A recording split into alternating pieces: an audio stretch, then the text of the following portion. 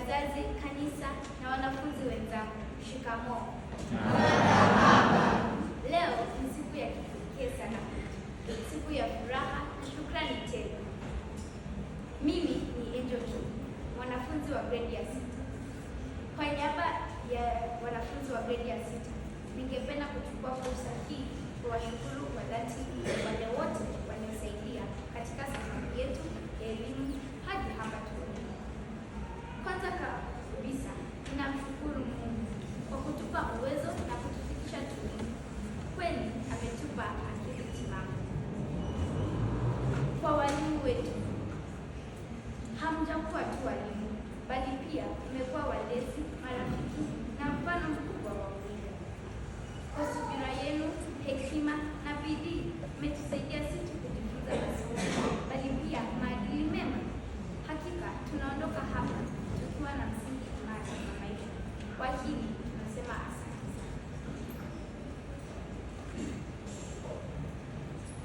Kwa wazazi wetu, hatuna maneno ya kutosha kueleza shukrani zetu. Mmejitolea kwa hali na mali kuhakikisha tunapata elimu bora. Mmejinyima mengi kwa ajili yetu. Mmeamka mapema, mmelipa karo, na hata wakati mmeitwa mikutano ya shuleni mmefika. Pokeeni mkono wa tahania kwa kuwa walezi wetu. Asanteni kwa upendo na kujali wenu. Kwa kanisa na viongozi, asanteni kwa kutulisha neno la kiroho, kutuombea na kutufundisha njia za kumcha Mungu. Tumefunzwa kuwa na heshima, upendo na uadilifu. Asanteni sana. Wanafunzi wenzangu, msafiri ni yule aliye bandarini. Kwa kweli tushafika bandarini na tutayari kwa hivyo. Safari yetu iliyokuwa ndefu bila shaka inatia nanga.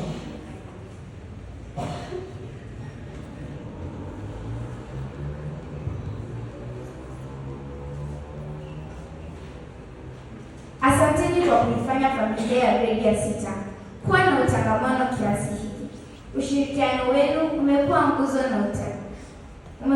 nguzo kuu darasani mwetu.